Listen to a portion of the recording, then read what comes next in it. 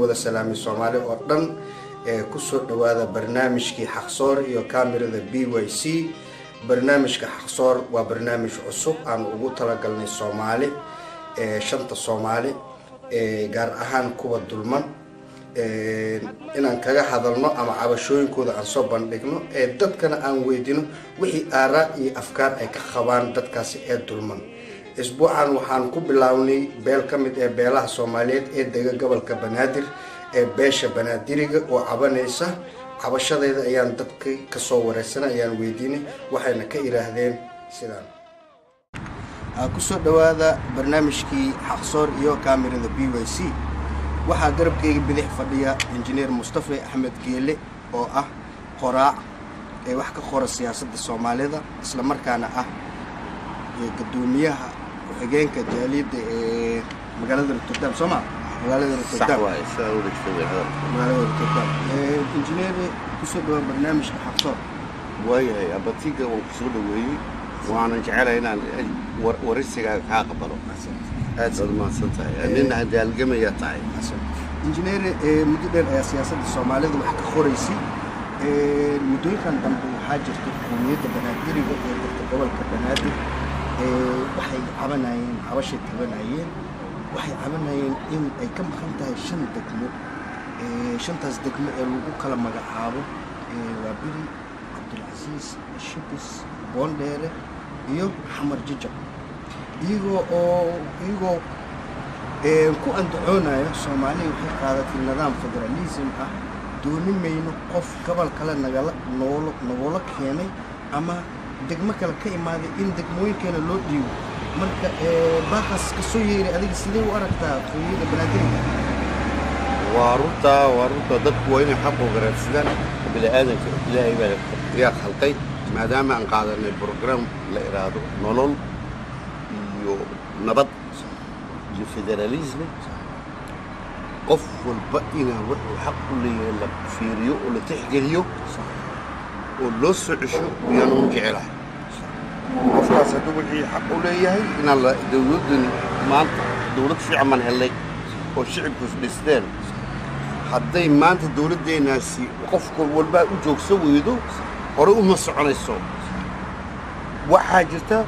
qof walba inaan la qadariyo wixii la waraysto shanta degme ka maqan waa ina dib loo eego had loo cesho iyaga maamulinaya iyaga ilaashanaya hadday taasi dhici weydo horumar ma jirto marka anigu waxaan u dirayaa baaq fikradeeda waxa weeyaan in arrinta la eego oo la qadariyo hadalkooda dadka ka soo yeedhay waxa uga soo yeedhay hadalkaasi waayo cabasha jirta cabashada in la qadariyo qowmiyaddii ugu yarba iyo qowmiyaddii ugu weynba in la waraysto weeyaan saasaa horumar lagu gaaraa wadiga arkaya adduunka maanta injineer qolooyin ay shalay bardo aan sida oo kale ku wareysanay waxay dhaheen qowmiyadda Banaadiriga maxaa hadda soo kiciyay intaasoo sano baa godobkan iyo khaladaadka iska jiray maxaa way maanta ay soo kiceen xaqina rabnaa waxayna noola sii degmooyinkeena gumaysi baa looga hayaa maxaa keenay professor engineer maxaa keenay okay waxaa keenay qowmiyadda jira markay hore dadkii hore jiri jiray wadada Soomaaliya jiray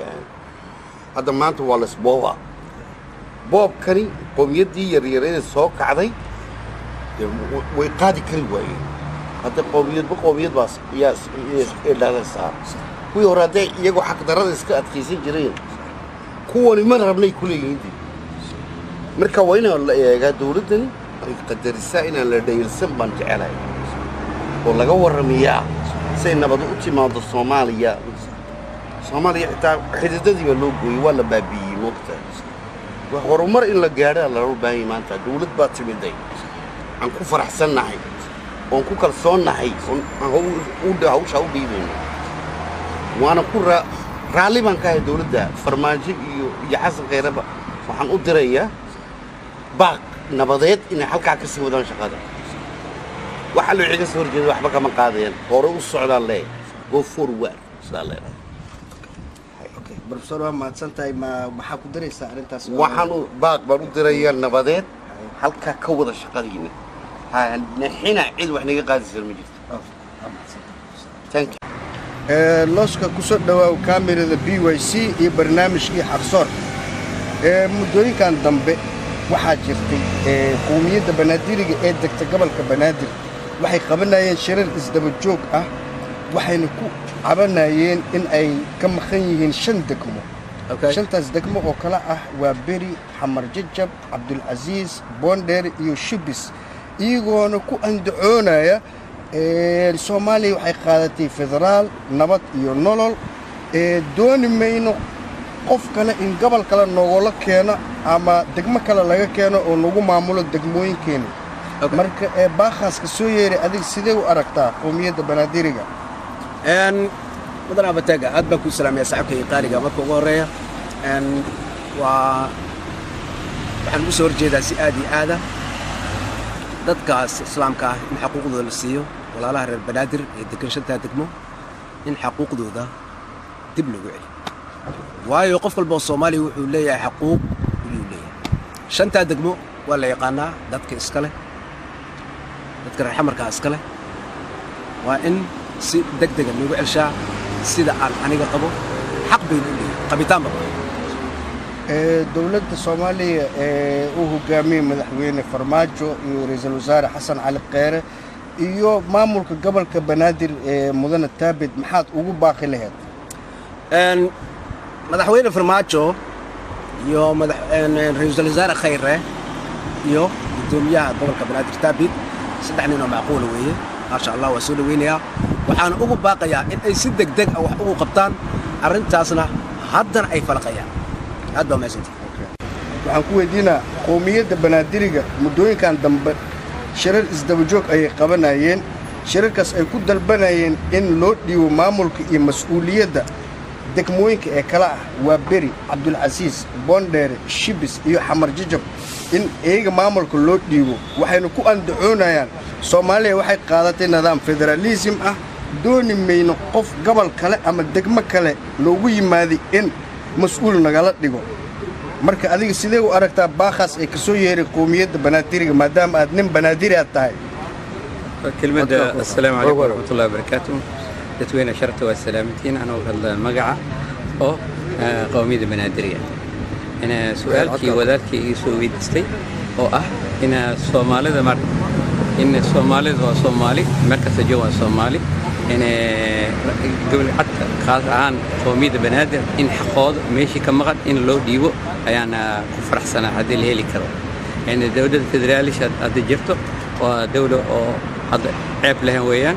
إن شاء الله وحنا كرجينا مر إن جقدود حق ولي مر أنت كمقعد إن لو وريجي هذا قعنا الله حمرين إيشين قعنا قعن كويس وحي كلا إن قعنا لو وريجي تاسع كعصنا تدوينا شرفت الله وما سي برنامج كي حصور مدوين كي دمبه قومية Banaadiriga ee degta gobolka Banaadir waxay qabanayeen shirar isdaba joog ah iyagoo ku doodaya ama ku andacoonaya in loo dhiibo maamulka degmooyinka ee kala ah waa Beri, Abdul Aziz, Shibis, Boondheer iyo Xamar Jajab in maamulka iyo mas'uuliyadooda in iyaga loo dhiibo waxayna ku andacoonayaan Soomaaliya waxay qaadatay nidaam federalism ah dooni mayno qof gobol kale ka imaaday ama degmo kale ka imaaday in ee degmooyinkooda mas'uul loogu dhigo bal adiga sidee u aragtaa baaqaas ay ka soo yeeray qowmiyadda Banaadiriga bismillaahir rahmaanir rahiim baaqaas ka soo yeeray beesha Banaadiriga aad iyo aad ayaan u soo dhaweynayaa waana taageersanahay waana mid ay xaq u leeyihiin in ay ka taliyaan meel walba ay degaan federaal markii la yiraahdo macnihiisu waxa weeye macnaha nin walba gobol uu degan yahay waa inuu gobolkiisa uu soo nidaamiyaa sida federaalka uu qabo macnaha Banaadir dadka degan waa la yaqaanaa dadka iskale waa la yaqaanaa dadka loogu yimid waa la yaqaanaa xaqay u leeyihiin maanta aniga gurigayga hadaa iigu timaadid macnaha ma ahan inaa igu maamusho soo waa miday xaq u leeyihiin waa boqolkiiba boqol maasha Allah okay dawladda federaalka ee maanta jirta ee hogaamiye madaxweynaha sharafta leh Maxamed Cabdullaahi Farmaajo maxaa ugu baaqi lahayd dawladda waxa ugu baaqi lahaa inay cadaaladda ka shaqeeyaan Soomaaliya way istaqaanaa nin walba deegaankiisa uu yaqaanaa marka dawladda waxa ugu baaqi lahaa inaysan nin jeclays iyo feerin ee macnaha ka shaqeyso danta ummadda iyadoo ku salaynaysa cadaaladda adaa mudan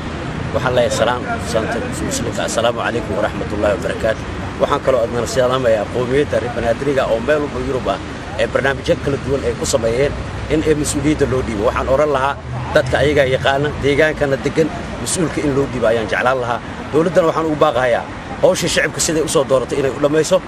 codsigii reer banaadirina ay ka dhegaysato abaaba intaasaan ugu baxayaa عليكم السلام ورحمة الله وبركاته horta walaalow aad baan kugu mahad celinayaa maadaama aad igu soo booqatay gurigeyga ku mahad celinayaa dadweynaha Soomaaliyeed dhamaantiina waan salaamayaa salaan qaaliyaan u soo diray insha Allah haddii aan u soo laabto su'aasha aad weydiisay ee ah muddooyinkan dambe dadka banaadiriga banaanbaxyo far badan ay caalamka ka qabanayeen si fiican loo socday waan maqlay waxay tabanayaan waan maqlay waa arin waxa weeye horta marka dhinac laga eego waa arin xaq ay u leeyihiin sababtoo ah qof gurigiisa degan in qof kale lagu keeno oo lagu raaco dul maamul horta waa arin aad u xun waa arin farxum waqti mana fiicna waxaan insha Allah rajaynayaa in arintaas ay u hirgeli doonto haddii Allah ka dhigo xaq bayna u leeyihiin in guryahooga iyagu ka taliyaan ay degmooyinkooga iyagu ay maamulaan xaq bay u leeyihiin shanta degmana insha Allah gacantooda ku soo laaban doontaa aanoo ka faa'iideysanay hadalkaaga codsi baan halkan u diray dawladda Soomaaliyeed aan ku oranayo si gaar ah loo fiiriyo dadka cabashadooda hana loo tixgasho halan la eego waxay ka camaliyaan ha laga shaki saaro insha Allah haddii Allah ka dhigo biidnillaahi kariimna ku guuleysan doonaan guul baan insha Allah rajaynaa waan u mahad celinayaa dhamaantood dadweynaha Soomaaliyeed kastoo joogaan mahad baan celinayaa السلام عليكم BYC iyo barnaamijkii xaqsoor muddooyinkan dambe qowmiyadda banaadiriga waxay qabanaysay shirar isdaba joog ah iyadoo ku dalbanaysay in loo dhiibo maamulka iyo mas'uuliyadda degmooyinka ee kala ah waa beri cabdulcasiis shibis boondheere iyo xamar jajab in loo dhiibo maamulkoodii waxaynu ku andacoonayaan maadaama ay Soomaaliya ay qaadatay nidaam federalism ah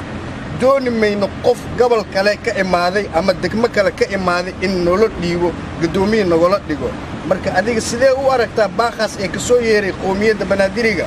waxaan u arkaa xaq inay u leeyihiin waxaan u arkaa inay xaq u leeyihiin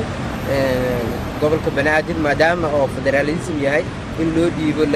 saddexda degmo oo kala ah حمر جديد